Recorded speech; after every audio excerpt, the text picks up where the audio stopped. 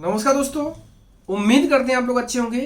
दोस्तों, अभी पोलैंड के इंटरव्यू जो चल रहे हैं ना, उसमें से हमारे कुछ इंटरव्यू ऑलरेडी हो चुके हैं और अभी जिन लोगों का इंटरव्यू हुआ, टोटल 4 लोगों के इंटरव्यू हुए और इन चारों लोगों का सिलेक्शन हो गया है, क्योंकि इनको इससे पहले इंटरव्यू में ट्रेनिंग दिया गया था, गाइड किया गया था और जो जो हम टिप्स देते हैं काफ़ी हद तक वो टिप्स असरदार होते हैं और बहुत सिंपल होता है, इजी प्रोसेस होता है। इसमें कोई ऐसा नहीं है कि हम अगर इंग्लिश में बेसिक हैं, एवरेज हैं, तो शायद हम क्वालिफाई नहीं कर पाएंगे।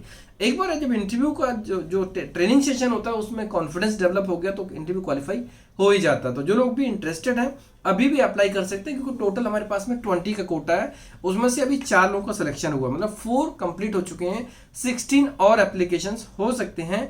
और यहाँ पर ये जो प्रोसेस है इसमें से ये मान लीजिए कि इस 7 वर्किंग डेज में वर्क परमिट एप्लीकेशंस होंगे। इंटरव्यू के बाद 7 वर्किंग डेज में एप्लीकेशंस होंगे, तो बहुत अच्छी बात रहेगी कि आपको बैक टू बैक चीजें होने वाली हैं।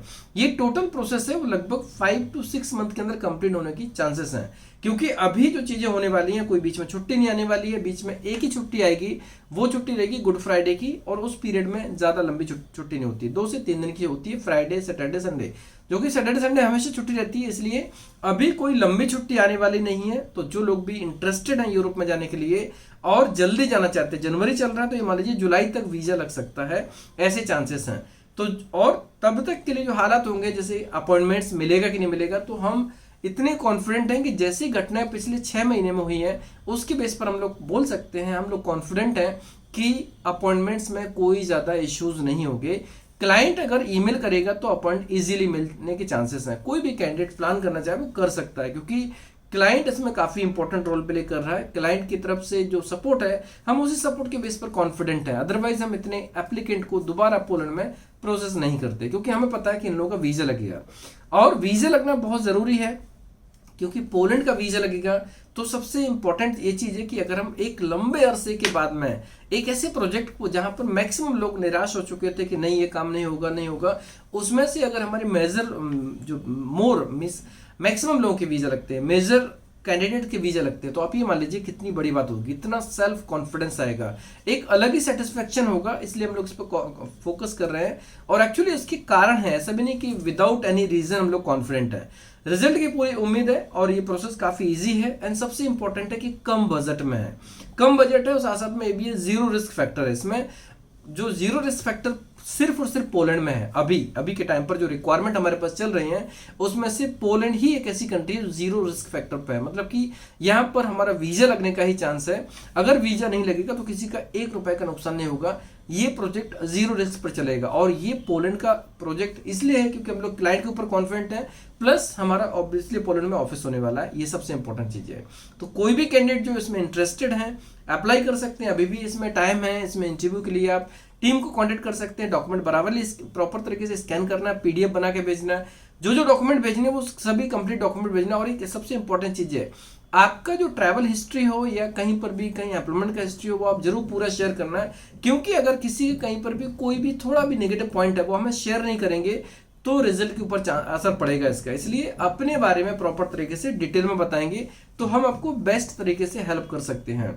क्योंकि यूरोप में एक नियम होता है, अगर कहीं पर भी किसी का वीजा एप्लीकेशन होता है वो पूरा यूरोप में ही इंटरलिंक हो जाता है। एप्लीकेशन प्लस हुआ, माइनस हुआ, रिजेक्ट हुआ, अप्रूव हुआ, होल्ड हुआ, कुछ भी चीजें होती हैं वो पूरे यूरोप में दिखती हैं एप्लीकेशंस के टाइम पर। तो अगर कोई चीज है उसके ऊपर हमें कुछ सब्स्टिट्यूट लगाना हो, उसको जस्टिफाई करना हो, तो शायद हम उसको बेहतर तरीके से कर सकते हैं। इसलिए एप्लीकेशन के टाइम पर ट्रांसपेरेंसी हो और डॉक्यूमेंट जो होने चाहिए वो प्रॉपर तरीके से जो हैं, जो एजेंटेस हैं उसके हिसाब से आप हमें सबमिट करेंगे। और उसमें से क्या डॉक्यूमेंट तैयार करने हैं, एसओपी कैसे बनानी है, मिस एसओपी तो नहीं होगा इसमें, कवर लेटर कैसे बनाना है, डॉक्यूमेंट्स और जो डॉक्यूमेंट बनाए जाते हैं, खासतौर से एफिडेविट्स होते हैं, कवर लेटर होता है, एप्लीकेशन लेटर होता है, ये सब कैसे बनाए जाते हैं उसके ऊपर हम लोग काम करते हैं। और ऑब्वियसली रिजल्ट के ऊपर कॉन्फिडेंट है कि इसमें रिजल्ट आने के पूरे चांसेस हैं, क्योंकि अगर हम सही से प्रेजेंट करते हैं, अगर जो रिक्वायरमेंट है उसके हिसाब से हम डॉक्यूमेंट प्रेजेंट करते हैं, प्रोफाइल अगर मैचिंग हो रही है, परफॉर्मेंस बराबर है, प्रेजेंटेशन अच्छा है, तो फिर वीजा लगने के चांसेस पूरे होते हैं। और खास तौर से टेक्निकल प्रोफाइल्स जैसे वेल्डर के लिए, इलेक्ट्रिशियन के लिए, इन ट्रेड के लिए तो वीजा 100% जैसा ही लगता है।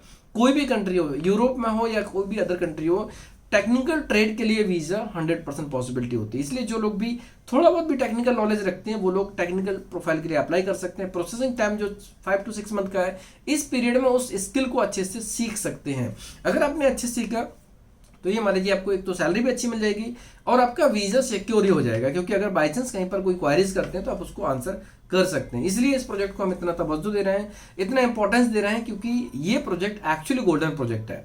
अभी इस टाइम पर पोलैंड का जो प्रोजेक्ट है, जिसमें से टेक्निकल ट्रेड की जो जितनी रिक्वायरमेंट्स हैं उसमें से ये प्रोजेक्ट एक्चुअली बहुत अच्छा है, क्योंकि इसमें इंटरव्यू होता है।